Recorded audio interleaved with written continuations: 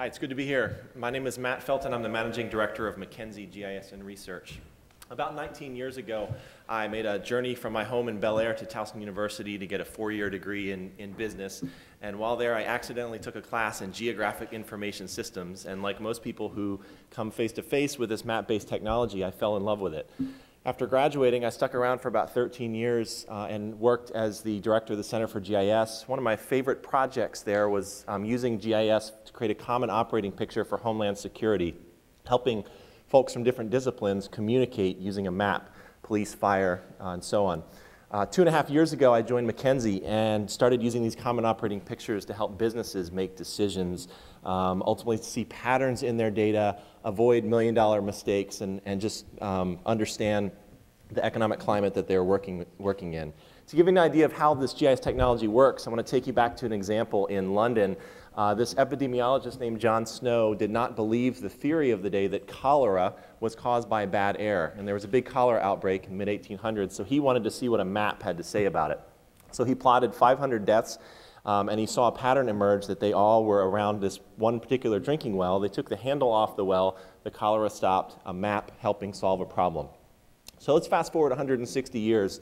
One of the things we're doing is using the same map-based technology to help businesses navigate the economic climate and understand their growth strategy. I'm going to share a fictionalized example of a real project where we helped a health services organization expand in the Baltimore region. And one of the first things we can do is look at where patients are coming from. So the green dots here represent patients going to the green facility. There's multiple facilities on the map, but we're just looking at one and a pattern begins to emerge. But we can then paint the canvas with more colors, more data to understand what the bigger pattern is. So this story starts to emerge about where opportunity might exist. And GIS acts as a lens to understand that. We can focus that lens using something called a center of gravity approach. And so those red crosses there represent the theoretical best places for all these branches. And you see that some are well positioned, some are not so well positioned. And there's an opportunity there to the east. What we can then do is explore that area, bring in some data. This is showing healthcare expenditures. So here we're looking at darker green shows higher spending on healthcare. But there's hundreds of different layers like this that could light up the map with the data.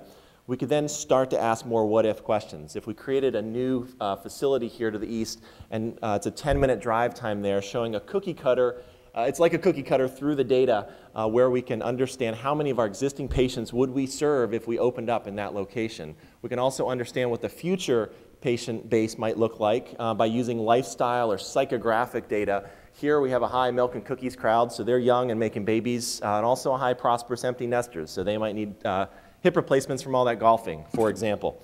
The way GIS works is it takes a lot of data that you see on the left there and brings it together. Otherwise, it's disparate, perhaps, and it's cumbersome in a big report, but by bringing it together using the power of place, it actually creates, goes from being informative to transformative.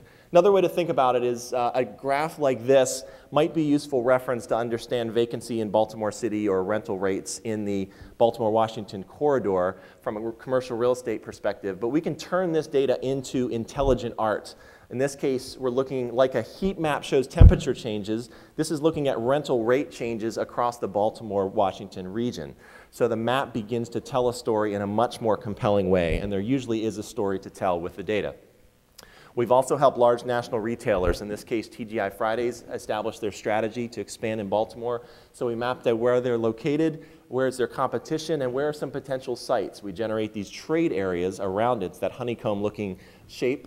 And then we can generate statistics for each of those areas. So under the yellow bar represents each of those markets and how it compares to under the red bar, which is what people are spending on food away from home, what are the demographics, what is the lifestyle, and would it support a restaurant. Once we decide we want to build one, we can drill into some of the good, locally rich data that exists in government. In this case, looking at an aerial photograph over top of, underneath some zoning data. We could click on any of those areas to find out, does that zoning designation allow restaurant use, for example. We also help national retailers They don't want to know demographic estimates so much as actual rooftops. So the purple here shows from the tax base rooftops, and the green areas show subdivisions that are approved by the counties and municipalities and coming out of the ground. You've heard it said that a picture is worth 1,000 words.